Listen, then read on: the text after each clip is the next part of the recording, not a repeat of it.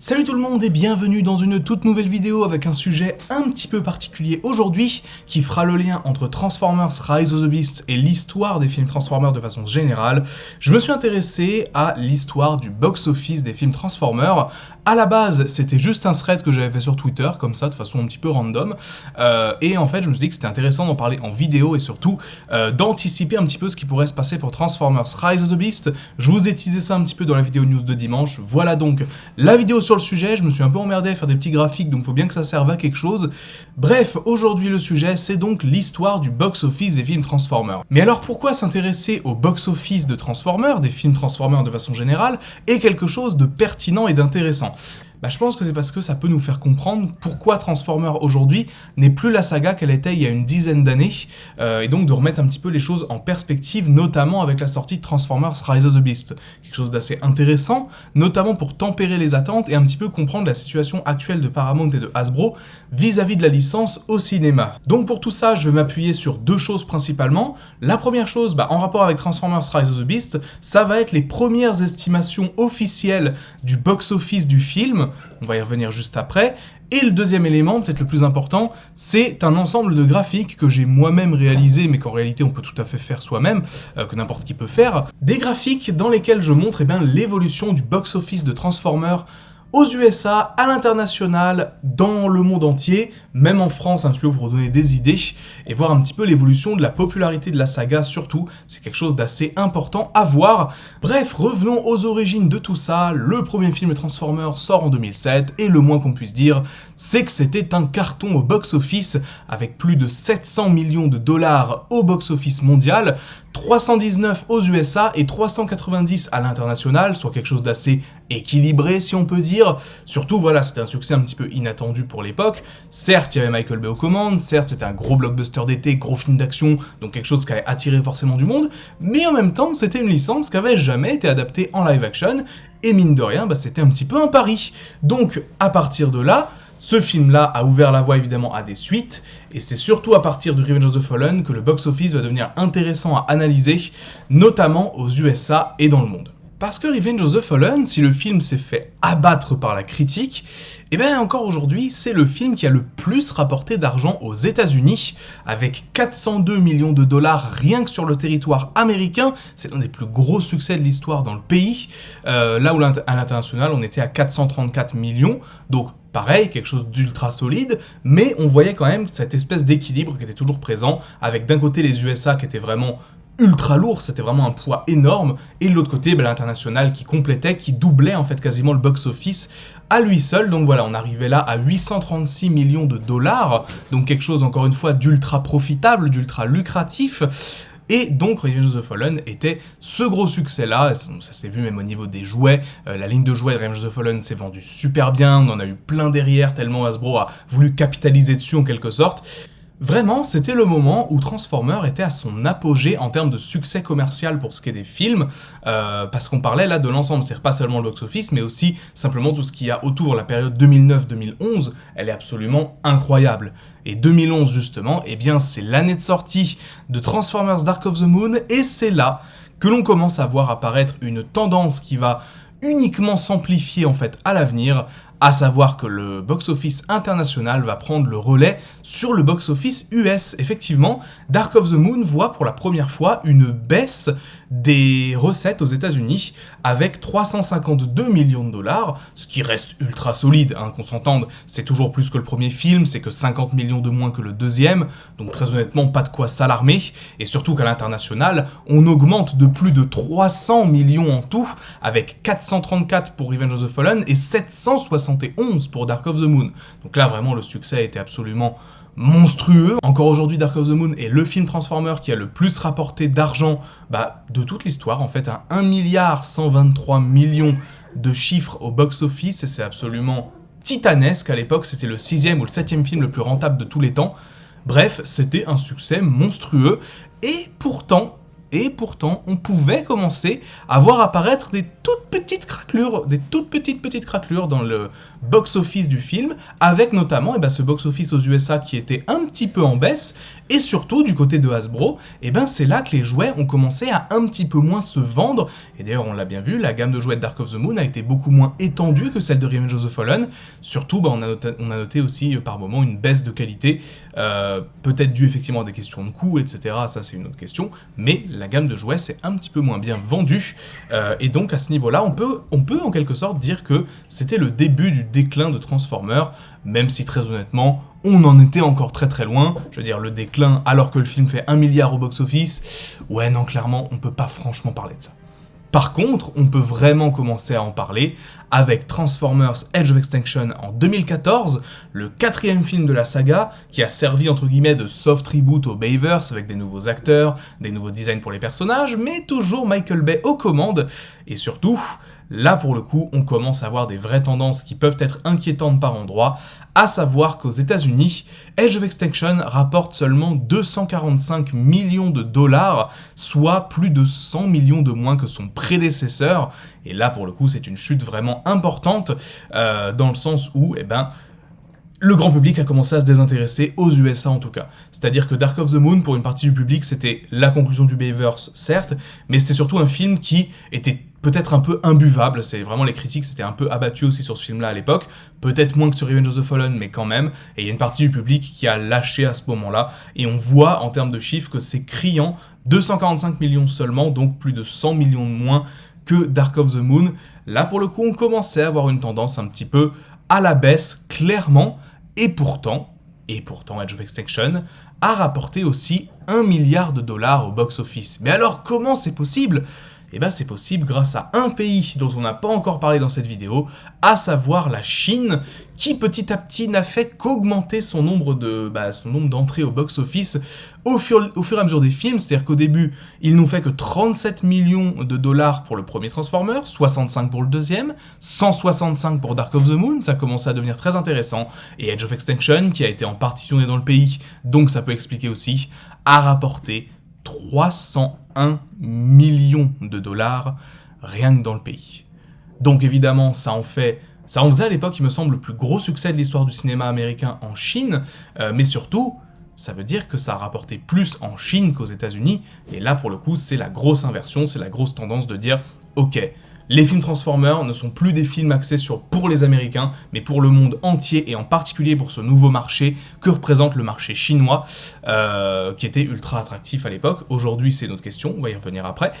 mais à l'époque, le marché chinois était ultra intéressant, et évidemment, Paramount et Hasbro ont voulu capitaliser là-dessus pour la suite, mais on va y revenir juste après. Parlons un petit peu globalement quand même de l'international de nouveau dans un premier temps, puisque la part du box-office global, international par rapport au box-office US, c'est encore accru, à savoir que de base, il y avait déjà cet écart qui s'était créé avec Dark of the Moon, avec 352 puis 771, mais là, c'est carrément 858 millions de dollars qui sont générés à l'international, soit plus des 3/4 des recettes du film générées en dehors des États-Unis. Et ça, c'est un point super important, ça prouve que Transformers était définitivement devenu une licence internationale et que finalement le box-office US n'était pas l'indicateur le plus intéressant à regarder parce qu'ils pouvaient continuer de faire de l'argent même en dehors de leur pays d'origine finalement. Donc voilà, ça c'est un point aussi assez important à voir, mais une tendance qui se poursuivra malgré la baisse globale de la saga. Car vous le savez, entre 2014 et 2017, soit entre la sortie de Edge of Extinction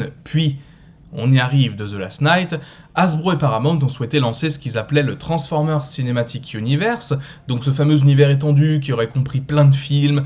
pour étendre en fait le Bayverse, parce que c'était clairement la mode à l'époque, on avait le MCU qui commençait à vraiment faire des gros chiffres, le DCEU, paix à son âme, qui commençait aussi vraiment à se préparer, bref, Paramount voulait aussi rentrer dans ce jeu-là, et surtout qu'ils avaient toute la légitimité pour le faire, parce que Transformers était toujours à l'époque l'une des plus grosses sagas du cinéma hollywoodien, donc pourquoi ne pas le faire en fait finalement? Et c'est là que quelque chose de terrible est arrivé avec Transformers 5,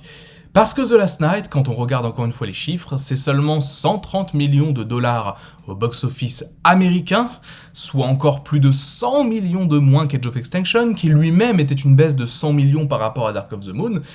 Et là pour le coup, eh ben, le box-office international n'a pas du tout sauvé le film, parce qu'on est passé de 858 millions au global à seulement 475, soit des chiffres à peine supérieurs à Revenge of the Fallen, alors même que la Chine a rapporté quand même 228 millions. Alors, c'est certes un chiffre qui est en baisse par rapport à Edge of Extinction, mais honnêtement, vu la réception qui a été très mauvaise dans le pays par rapport à Transformers 5, c'est ce que j'ai pu apprendre, les Chinois n'ont vraiment pas aimé Transformers 5, notamment à cause du manque de temps d'écran d'Optimus Prime, parce qu'ils sont très fans du personnage, il paraît. En fait, mine de rien, le fait que The Last Knight a quand même rapporté 228 millions dans le pays, ça reste quand même quelque chose d'assez important. Non, c'est juste une tendance à la baisse globale suite à Transformers 5, mais alors pourquoi ? Pourquoi est-ce que ce film-là, spécifiquement, a rapporté aussi peu, et pourquoi à ce moment-là ? Et bien en fait l'explication est très simple, l'explication est extrêmement simple, c'est que Edge of Extinction, pour une grande partie du public, a laissé un arrière-goût vraiment pas agréable. Je sais que certaines personnes apprécient le film, et je sais aussi que moi-même il y a des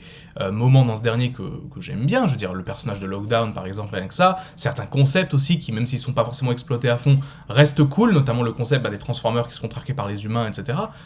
Mais le film en lui-même, il est quand même pas bon, on peut pas se mentir là-dessus. Entre le côté beaucoup trop long, 2h45, les faux raccords à foison, le scénario qui part dans tous les sens, les acteurs pas toujours convaincants et surtout certaines scènes scandaleuses du genre la scène Roméo et Juliette, et ben ouais, pour le coup ce film-là, couplé au fait qu'il n'y avait plus les humains de base, à savoir notamment Shia LaBeouf, le grand public a commencé à lâcher à partir de ce film-là, tout simplement. Et si ça s'est pas trop ressenti sur le film en lui-même, parce qu'il y a eu un petit peu ce décalage, et la suite en a vraiment pâti pour le coup. C'est en fait la conséquence, la punition en quelque sorte du grand public, de dire ok, faut peut-être arrêter de nous prendre pour des cons avec ces films-là. Alors, ça a quand même suffi pour rapporter 602 millions de dollars au box-office, ce qui est quand même, on va dire, un bon score, mais un bon score qui est 100 millions en dessous du premier Transformers de 2007, 100 millions, je veux dire, le film a perdu quasiment 100 millions partout en fait, et c'est là pour ça qu'on arrive à ça, c'est 500 millions de moins que le film précédent, c'est quand même quelque chose de titanesque comme perte, enfin je veux dire, il s'est passé quelque chose, et quand on regarde toutes les courbes, autant aux États-Unis ça baissait un petit peu, progressivement, c'est-à-dire que c'était 100 millions par 100 millions, autant regarder, et c'est là qu'on arrive sur ce sujet, au box-office français, alors qu'il se compte ici en nombre d'entrées, j'ai mis le nombre d'entrées, pas le nombre de dollars que ça a rapporté, je trouve ça plus pertinent. Ce qu'on peut noter quand on regarde la France, c'est qu'on a une augmentation entre Transformers 1 et 2, entre Transformers 2 et 3. L'apogée de la saga en France, c'est bien Dark of the Moon, contrairement à certains qui pensent que c'est toujours Revenge of the Fallen. Non, c'est bien Dark of the Moon qui est le plus gros succès de Transformers en France et dans le monde aussi globalement, même si aux US c'était déjà un peu en baisse. Edge of Extinction représente une petite baisse par rapport au film précédent, et The Last Knight, là, c'est l'effondrement total de la saga, c'est-à-dire que quand on voit en France, c'est beaucoup moins encore que le premier film. Donc voilà, et The Last Knight, dans la foulée, a entraîné, et c'est là qu'on arrive au sujet, Bumblebee, entre guillemets, dans sa chute. Heureusement pour ce film-là, le budget était plus de 100 millions de dollars inférieur à The Last Knight, donc finalement il a pu se rentabiliser quand même avec ses pauvres, entre guillemets, 465 millions de dollars au box-office mondial. Le film a pu se rentabiliser grâce à ça, son petit budget, et surtout un très bon bouche à oreille, parce que quand on se souvient des premiers jours de box-office pour Bumblebee, c'était vraiment une catastrophe. C'était même pas 20 millions le premier week-end, je crois, enfin c'était vraiment cata. Mais heureusement, le bouche à oreille a été bon, étant donné que déjà il sortait en période de fête, donc ça l'a aidé un petit peu à tenir sur la durée, et surtout, vu que le film était appréciable, une partie du public est revenue, alors une petite partie effectivement, mais une partie est revenue en se disant « Ok, ce film-là a l'air sympa, on va lui donner sa chance », et c'est pour ça que Bumblebee a finalement rapporté plus sur la longueur, atteignant les 127 millions de dollars au box-office américain, soit, disons-le, autant que The Last Knight, alors que The Last Knight s'est ramassé comme pas possible, que la chute de Bumblebee dans le pays aurait dû être encore plus importante, et finalement, ça a été une chute très maîtrisée, globalement. Au box-office mondial, par contre, ça continue de baisser, ça c'est une évidence. En Chine, on a quand même encore 170 millions qui ont été générés par Bumblebee, donc finalement, la réception n'était pas si dégueu que ça. Donc ouais, mais ce qu'on voit là, quand même, mine de rien, c'est des courbes en baisse, toujours en baisse, et c'est une baisse qu'on ne peut pas attribuer en fait directement à une chose. C'est-à-dire que beaucoup de personnes vont dire, et moi y compris très honnêtement, que c'est The Last Knight qui a tué les films Transformers, en tout cas les gros films Transformers sur grand écran. Et oui, on peut voir les choses dans ce sens. C'est-à-dire qu'effectivement, Transformers 5, ça a été le chaos, le moment où tout s'est effondré, pour le box-office US, etc., etc. D'accord. Sauf que la conséquence, elle est plus profonde. La conséquence, c'est pas juste ce film-là, sinon il aurait fait un petit peu plus. La conséquence de base, c'est Age of Extinction, et on en revient à ce débat que les fans ont souvent, à savoir que Michael Bay aurait sans doute dû laisser sa place à un autre réalisateur pour ce film-là, histoire d'avoir quelque chose de nouveau. Parce que là, pour le coup, on parle souvent des grosses franchises qui se fatiguent un petit peu au box-office. Je veux dire, dernièrement, on parle du MCU, qui a un petit peu effectivement une fatigue auprès d'une partie du public, mais c'est normal, je veux dire, après autant de films, et surtout autant de projets un petit peu bancals ces derniers temps, bah oui, c'est logique que la saga commence à un petit peu moins intéresser, mais Transformers c'est pareil, on avait eu 3 gros films avec Michael Bay, le 3e déjà qui atteignait un peu la limite du supportable pour une partie du grand public, le 2 évidemment aussi avant, et le fait de voir que Bay revient, qu'il propose un film de 2h45, et surtout qu'il se fout de la gueule de ses critiques pendant la campagne promotionnelle, parce qu'on se rappelle que Age of Extinction, c'était l'époque où Bay avait dit ouvertement dans une interview « Je m'en fous si mes films sont bons, les gens iront les voir quand même ». C'est-à-dire que c'est le moment où il a pris son public pour des cons, en quelque sorte, en disant « Vous allez voir mes films même s'ils sont nuls », en gros. Et finalement, je pense que tout ça, ça a fait une réaction en chaîne qui a conduit au bid de The Last Knight, qui est la conséquence, en fait, de la fatigue de la saga et de la fatigue de la méthode Michael Bay. Donc en réalité, tout ce qui arrive encore aujourd'hui, tout ce qui est arrivé avec The Last Knight, ce qui arrive avec Bumblebee, c'est une conséquence, en fait, de tout ça. C'est le syndrome, un petit peu, le symptôme long, quoi, en quelque sorte. Mais du coup, aujourd'hui, où est-ce qu'on en est et qu'est-ce qu'il faut attendre pour Transformers Rise of the Beasts ? Eh ben, je suis au regret de vous apprendre que les premières estimations de box-office pour le film ne sont vraiment pas très encourageantes. Le film est estimé pour le moment, à savoir qu'on est à 1 mois de la sortie, donc c'est pas non plus quelque chose d'ancré dans le marbre, mais pour le moment, on a quand même des professionnels qui supposent que le film rapporterait uniquement entre 30 et 40 millions de dollars sur son premier week-end d'exploitation aux États-Unis, attention, pas dans le monde, mais aux États-Unis, soit un score supérieur à Bumblebee, certes, mais comparable à The Last Knight, voire un tout petit peu en dessous. Donc ça prouve qu'il y a quand même un problème avec la saga. Atténué quand même, on va dire, en termes d'analyse, par le fait que Paramount se retrouve dans un mois absolument sanglant pour les blockbusters. Je veux dire, le nombre de trucs qui sortent, on a Spider-Verse, Flash, on a un nouveau Pixar qui sort, on a Indiana Jones qui sort plus tard dans le mois, bref, c'est un mois qui est sanglant. Évidemment qu'il allait avoir des dégâts, et évidemment en fait, que Transformers allait en pâtir d'une manière ou d'une autre, parce que de l'autre côté, on a quand même des mastodontes de la communication, et je tiens à dire notamment que le film Flash, autant il a pas l'air fou sur certains aspects, moi-même honnêtement il y a des points qui je me dis, le film va vraiment pas être dingue, autant Warner fait une très bonne communication sur le film, ils assument le fait que c'est un film un peu Batman déguisé par moment, en mettant vachement en avant Michael Keaton, en mettant aussi en avant Supergirl, en étouffant un peu Ezra Miller sur le côté, avec tous les problèmes qu'il y a eu sur l'acteur dernièrement, et ça marche, parce que le grand public, on a finalement pas grand chose à faire de ces affaires-là, et on leur sert finalement un truc qu'ils connaissent, à savoir Michael Keaton en Batman, ils sont contents, et ils iront voir le film, je pense. Je doute que ce soit un énorme succès non plus, mais je pense que ce sera quand même supérieur à Transformers sur ce point-là, parce que pour le coup, on a toujours ce côté, cette conséquence un petit peu de l'époque où Transformers a vraiment chuté, et en fait aujourd'hui, il y a une partie du grand public, je pense, qui se dit à quoi bon aller voir un film Transformers si c'est pour revoir encore un truc à la Michael Bay finalement, surtout quand on a une communication du côté de Paramount avec Lorenzo di Bonaventura notamment, qui continue de dire que ça fait partie de la même saga, que ça fait partie de la même timeline, du même univers. Je veux dire, le grand public qui ne connaît pas, on va dire, on se met du point de vue d'une personne lambda qui veut aller voir un film au cinéma. Pourquoi la personne irait s'embêter à aller voir le 7e film d'une saga qui s'est déjà plantée au box-office, qui ne plaît plus au grand public, et qui en plus, potentiellement, peut la perdre en termes de référence, oui, parce que si on connaît pas la saga, comment on est censé comprendre ce film-là? Alors que dans les faits, Rise of the Beast, et même Steven Caple l'a dit, il n'y a pas vraiment besoin d'avoir vu un autre film Transformers pour le comprendre. Faut juste savoir que les Autobots sont déjà sur Terre, que c'est la suite de Bumblebee, à la limite, faut regarder Bumblebee, mais c'est tout. Il n'y a pas besoin de voir tous les films d'avant. Or, c'est ce que Lorenzo di Bonaventura a l'air de vouloir dire, et c'est désastreux pour la communication autour du film. Donc voilà où on en est. On en est à un point où Transformers est sur le point d'avoir de nouveau un box-office décevant, dû à un désintérêt du grand public pour la saga de façon générale, la conséquence très longue de quelque chose qui est arrivé il y a presque 10 ans, à savoir la sortie d'Age of Extinction et le fait que c'était vraiment le gros moment où la franchise a commencé à se fatiguer au cinéma, conséquence du fait de garder Michael Bay notamment. Alors c'est pas quelque chose qu'il faut blâmer sur le réalisateur directement, parce que il aurait pu effectivement ne vraiment pas vouloir revenir, mais c'est aussi la faute de Paramount qui a en fait jamais fait confiance à quelqu'un d'autre sur cette saga, en fait, pendant très longtemps. Ils ont attendu que Michael Bay se plante et se vautre avec The Last Knight pour laisser la place à quelqu'un d'autre, quoi, grosso modo. Donc c'est un peu dommage, honnêtement, c'est un peu dommage. Et tout ça, c'est une conséquence de tout ce qu'on a accumulé au fil des années. J'ai peur que Rise of the Beast paye, en fait, pour toutes les erreurs de ses prédécesseurs, et aussi du mois dans lequel il sort. C'est-à-dire que là, si on reprend l'article de Box Office Pro, donc en fait qui est un gros site américain qui recense les meilleures projections, on va dire, en termes de box-office, il note plusieurs choses. Pour les points positifs autour de Rise of the Beast, il y a notamment le côté vu sur les réseaux sociaux, c'est-à-dire que les trailers ont super bien marché, il y a eu un gros nombre de vues, gros nombre d'interactions, on a vraiment parlé de ces trailers-là, donc c'est une bonne chose. Parmi les autres points positifs notamment qui sont notés dans cet article-là, on va retrouver la bonne réception du film de Bumblebee en 2018, qui pourrait donner un petit boost aussi quand même au box-office global, et aussi simplement le fait que pour l'instant, on ne parle que de box-office américain, on ne parle pas de box-office mondial, et que dernièrement, c'est toujours le box-office mondial qui a carry la licence Transformers, qui lui a permis de faire des chiffres au box-office, donc à voir comment ce film-là marchera,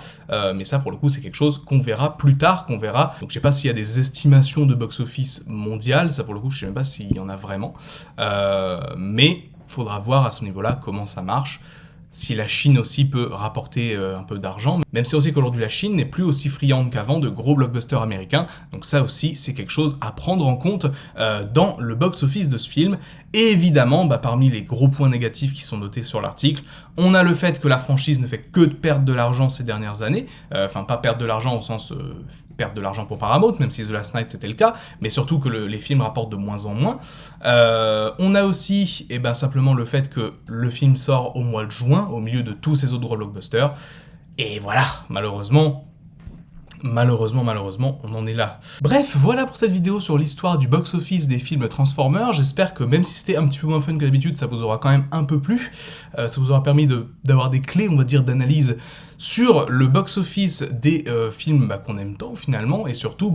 de se préparer un peu au fait que Rise of the Beast va sans doute pas être un énorme succès commercial. Maintenant, à partir de là, ce qu'il faut envisager, c'est aussi le futur. Comment Paramount va gérer ça? Il y a un point, je pense, qui va être très important, c'est le succès critique du film. C'est-à-dire que si jamais Rise of the Beast est quand même bien reçu d'un point de vue public et d'un point de vue presse, c'est-à-dire qu'on se dit par exemple que c'est meilleur que les films de Bay, etc., il y a moyen qu'ils continuent quand même et qu'ils se disent ok, ce film-là est sorti dans des circonstances, on va dire,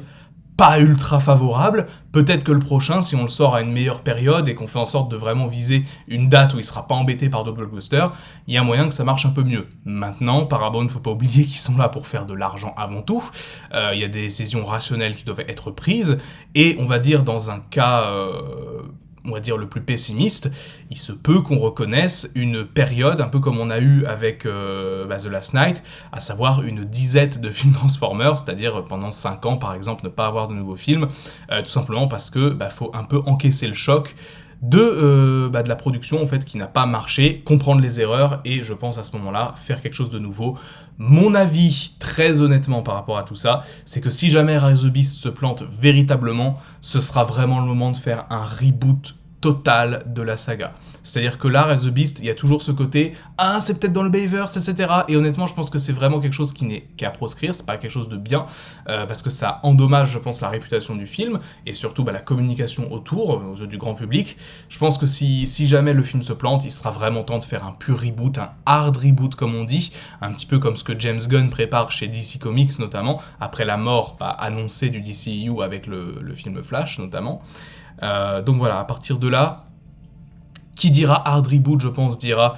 film très simple au début. C'est-à-dire, je pense à un film Transformer basique de type Autobots contre Decepticons avec Megatron, Optimus, bref, quasiment un remake du film de 2007, mais sans le faire à la sauce Michael Bay. En gros, je pense quelque chose de comme ça.